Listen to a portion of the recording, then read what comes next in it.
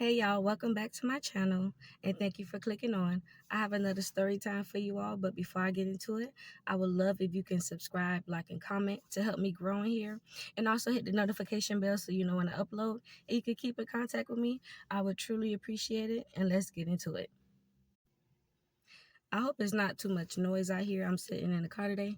But today's story time is a little embarrassing because you hear the story. It's a little embarrassing, but I do choose to tell this story time because it is a lesson in everything that happens to you in life, and I want to share my story because it's slightly funny, but it's also embarrassing.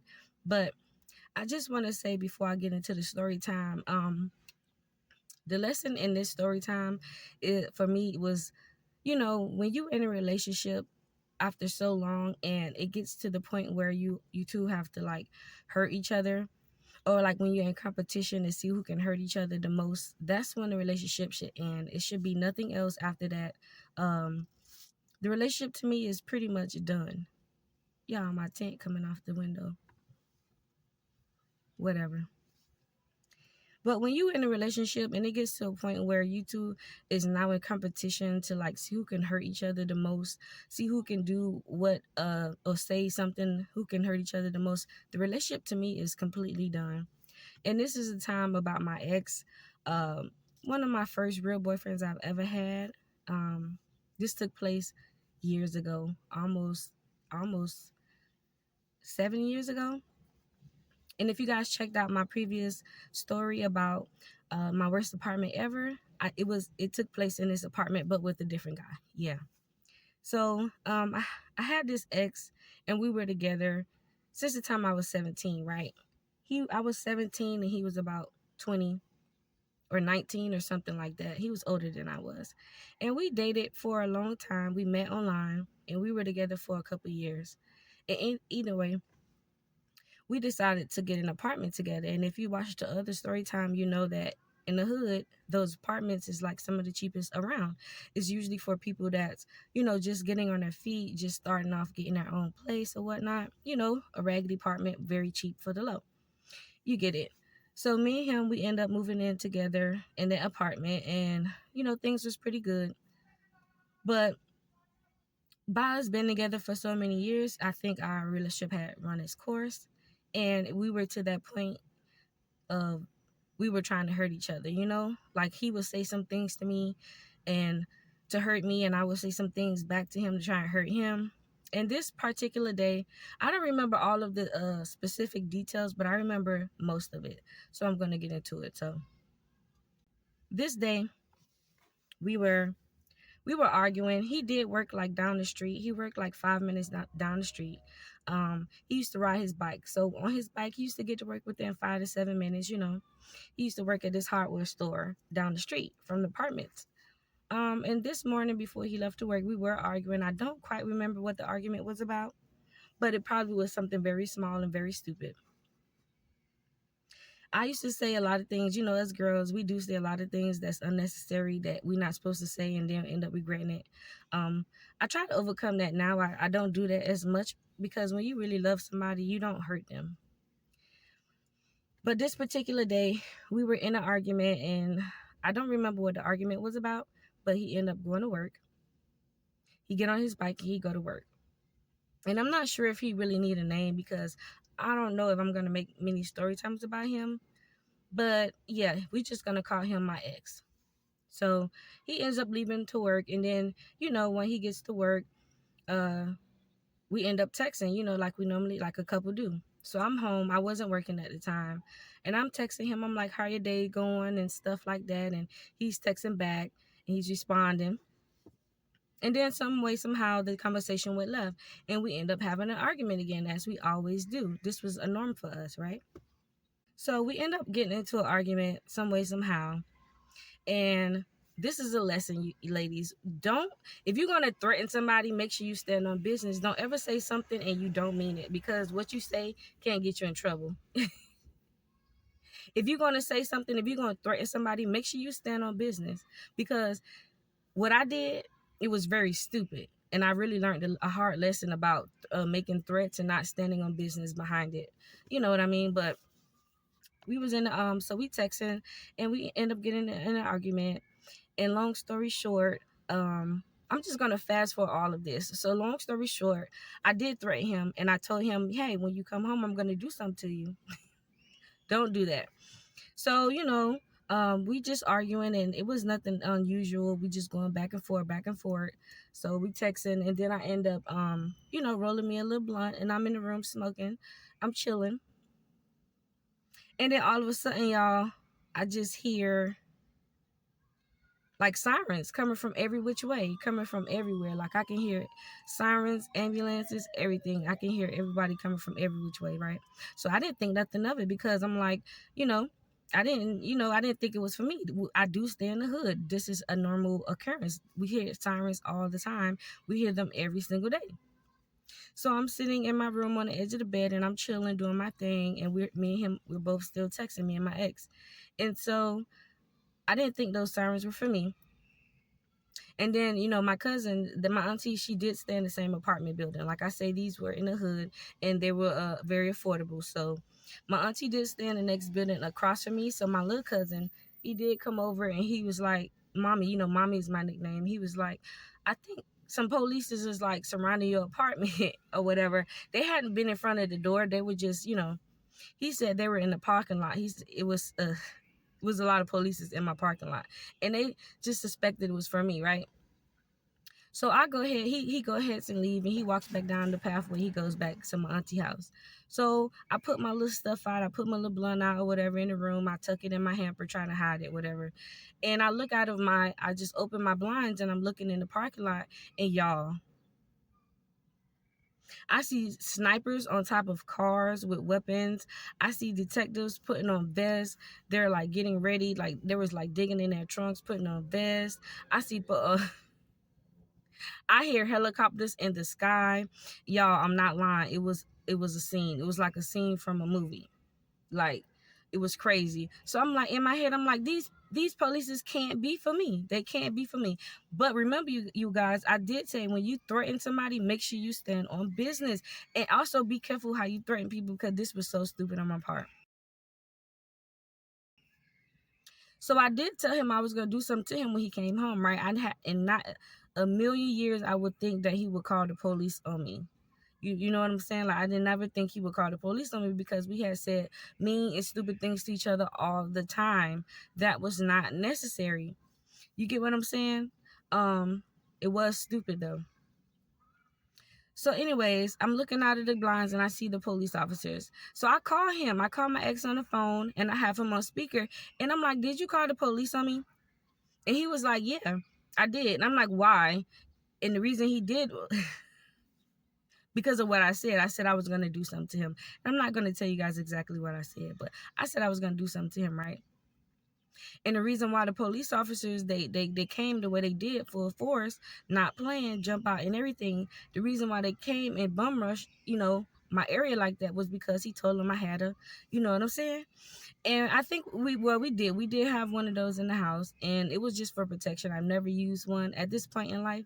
I had never used one, never touched one, never shoot one. I never done any of that. So I was just popping off at the mouth, talking my thing, doing my big one, thinking I'm winning the argument. You know what I mean? And he said, "Nope, I'm gonna get the last laugh." So anyway, we on the phone, and I'm like, "How could you do this? Like, why would you call the police?" He was like, "You know what we got in the house, you know what I'm saying? You kind of, you know what I mean? Like, I don't know." And then he was like, "Well, I am sorry. I didn't think they were going to do all of this." You know what I mean? "What you mean? You told them that I was going to do something to you with, you know what I mean?" So he regretted it. He didn't think that they were going to like come full force how they did, right? So me and him is still on speaker. Well, I eventually hang up the phone. So I barricade myself in the bathroom, y'all, because I wasn't going out without a fight. I wasn't going out without a fight. So I'm in the bathroom, and he's still on speaker saying he's sorry, he apologized or whatever. He didn't mean for all of this to happen. Too late. So I can hear the police officers at my door, and they're banging on it. And I'm just sitting on the toilet like, I'm not opening this door. So like 5 minutes went by. Eventually, they went to the lease office or the rent office or whatever. They went to the rent office and got a key. They didn't bust down the door or anything like that. They just went and got a key. Right. I'm still in the bathroom on the toilet. So they eventually open the door and they come inside of my apartment. And y'all, I had on no clothes. I had on, you would think I would have put on some clothes. But again, I didn't think that all of this police activity was for me. So I had on a wife beater. Those of you who know what a wife beater is, I'll leave a picture somewhere. If you don't know, I'll leave a picture somewhere. That is so ghetto. My tent is coming down, but whatever. Um, I will leave a picture of what a wife beater is. I had on a wife beater, and I actually had on his underwear. I had on some boxers brief. So I just had on a wife beater, no bra, boxers brief, no shoes. So they come in the house. I can hear them. He's still on speaker, my ex. He's like, oh my gosh, I didn't think they were going to do all of this. I'm sorry. I just wanted to, scare you or whatever, have them pull up. No, too late. Y'all, I went out. I went out without fighting. I was lying. I didn't do nothing. I didn't do nothing. So they come in the house and they end up in my living room and they like come out or whatever. And I come out with my hands up and I'm like, I don't have anything. And actually that that he said that I had, what we had in the house, I left it at the front door for them. I placed it at the front door. I took everything out, the clip, the bullets, everything. I left it at the front door.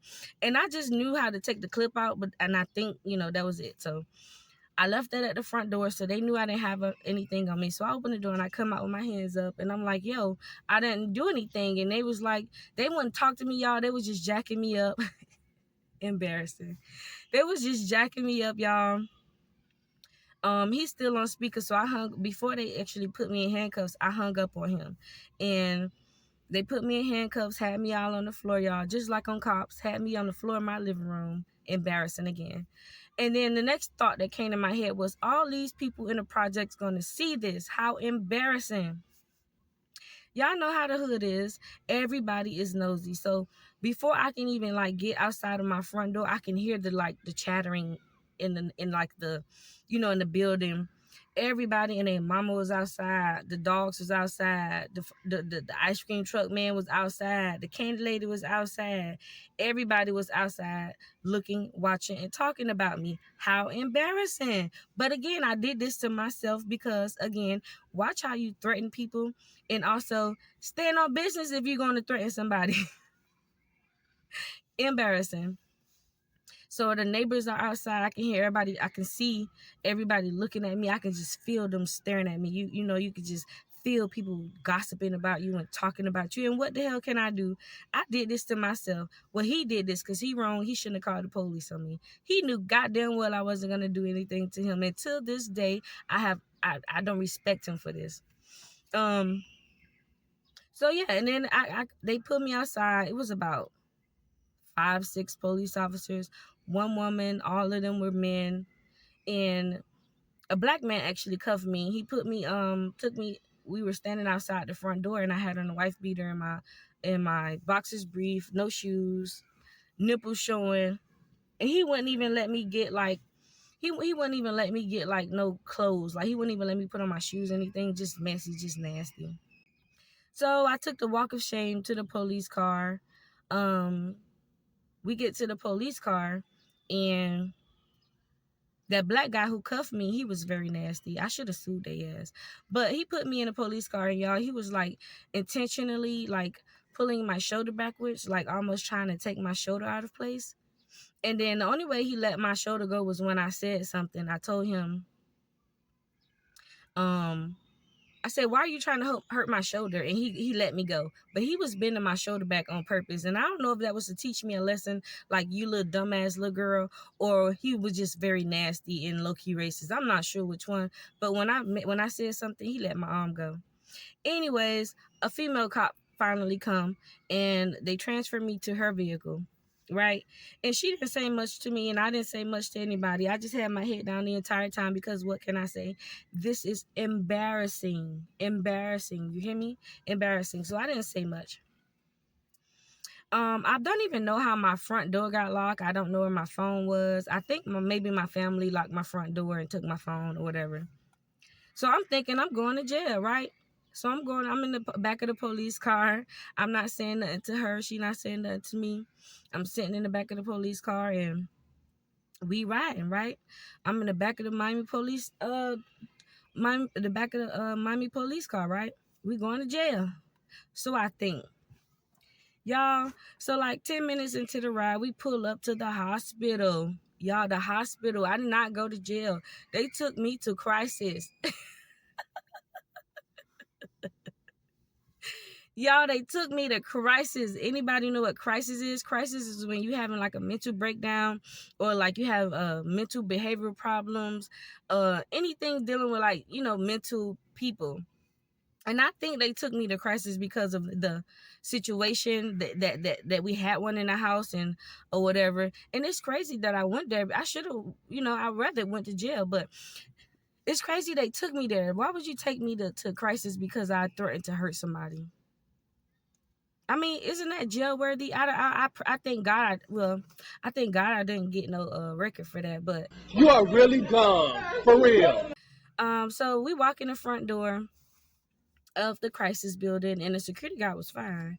I was eyeing him down a little bit. He was looking at me, but I was in no position to be flirting with anybody. Child, I was raggedy with that tank top and boxers brief with them raggedy sandals I had on. I was in no predicament to be flirting with nobody security guard. But anyways, I go shuffle by him. The officer, she checked me in the front with the doctors and whatnot, and yeah, I sit in the front lobby, right? So I'm just so embarrassed. I'm over it. How can this happen to me? Pretty young lady like me, I'm very smart. Like, how did I get into this position to be in a mental behavioral facility, a crisis center? Right.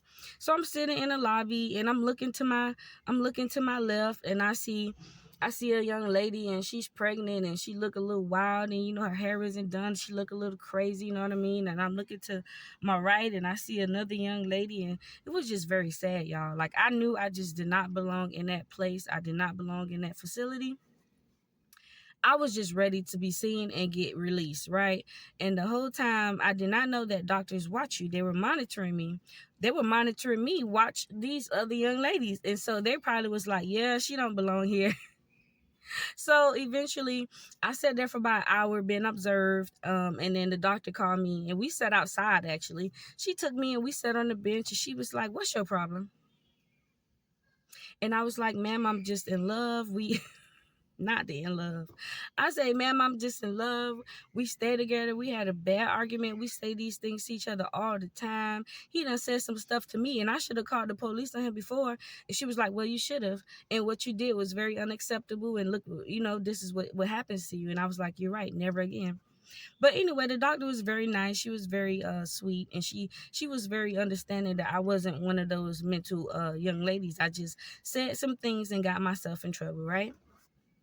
So she released me. I gave her my auntie phone number, my auntie who stayed in the same building. I gave her my phone number and my auntie had my older cousin come pick me up. So my older cousin come pick me up and the ride was very awkward. We didn't say anything. She probably was talking about me and all kind of stuff. You know how family is when some shit go down. Y'all know how it goes. When some shit go down, your family be talking shit about you and all kind of stuff and acting like they got your back, but they really be talking shit. Anyways, I didn't give a damn. My cousin come pick me up. We riding back to the apartment. She didn't say anything to me, and I didn't say anything to her. She just dropped me off. And somebody must be locked my front door, and they gave my front key. But yeah, I entered the house, and again, those same neighbors who were outside earlier in the day when I got arrested, they were outside waiting for my return, looking at me, staring at me, talking about me. And again, it was nobody's fault but who? My own. Because when you make threats like that, there's consequences. However, again, I was not going to do anything to him. We just were, again, and this is my point. When you in a relationship and it's to a point where you guys have to see who hurt each other the most, it's a competition to see who can get each other the worst. Go. Get out of that situation because I had no business being in crisis because of something I said. You know what I mean? I'm not sure if he came home that night or if he or did we continue staying with each other after that? I don't quite remember. This was some time ago. But I do know that was the last of us being together, like seriously. Like after he called the police on me and they did all that whole scene and pretty much uh bust down my door and came and got me and made this whole scene, that was the end of us, honey. I learned my lesson. I immediately grew up. It gets to the point where we have to do that kind of stuff to each other. Get out, right? And so the lesson I took from this, and I'm telling you all, you young ladies, the same thing. Relationships, sometimes it has an expiration date. Although YouTube may have not said, "Hey, it's over," it's over. You kind of know when it's over, and that relationship was the last of a dying breed. And I'm not sure if I'm gonna tell any more story times about him. I probably will, because he was a lot. He was really a lot. I have many stories about this guy. Like I said, I got with him when I was 17. I have many stories. I may tell a story about him. I'm not quite sure, but y'all, I went to crisis with these crazy people, and it was not worth it. It was not worth it. It was not worth it. And I am leaving. I am a little embarrassed telling this story, and I left just a little personal details out. However, I told you all pretty much what happened. Very embarrassing. And if y'all enjoyed this video, I would love for you guys to leave me a comment, anything down below. Leave any comment down below. Hit the like button for me. Go ahead and subscribe to my channel, the Chilling with Londa. I would greatly appreciate your support, and I thank you all for being here and taking the time out to listen to me. And soon I'll be back. I'll be back. That's why you gotta hit that bell. I'll be back, and I love y'all. Peace.